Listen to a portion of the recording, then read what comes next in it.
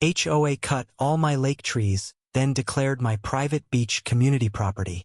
The lake had always been my sanctuary. Its glassy surface, framed by ancient willows, was where I'd scattered my husband's ashes 3 years ago.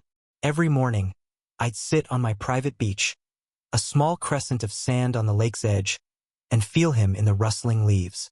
This was my land, my grief, my peace until Karen and her homeowners association arrived.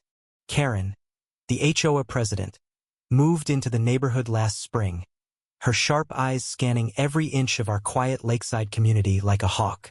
She was 60, impeccably dressed, with a smile that never reached her eyes.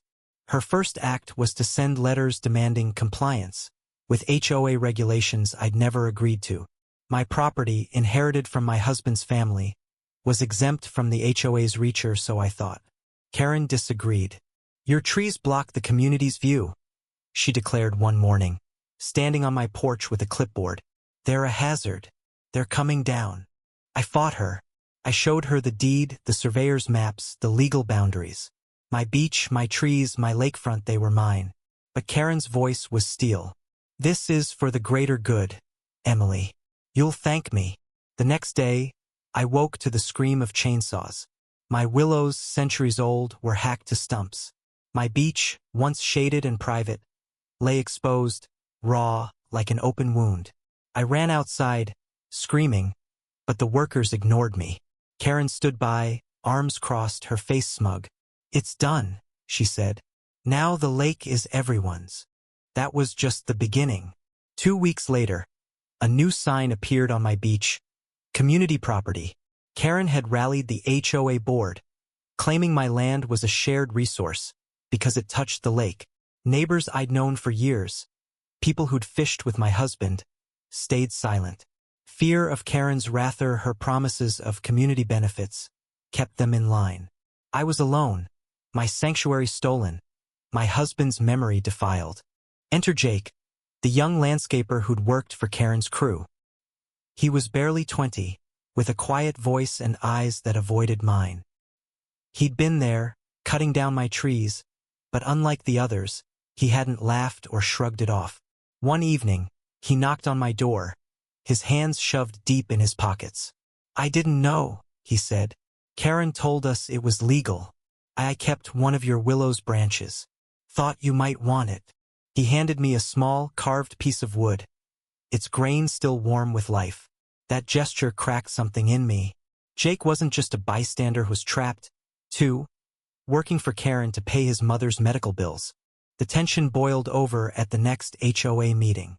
I stormed in, clutching the carved willow, my voice shaking with rage. "You stole my land," I shouted at Karen, who sat at the head of the room like a queen. "You mutilated my trees, my memories, and now you're calling my beach yours?" The room fell silent. Neighbors shifted uncomfortably. Karen's smile didn't waver. "Emily, dear, you're being selfish.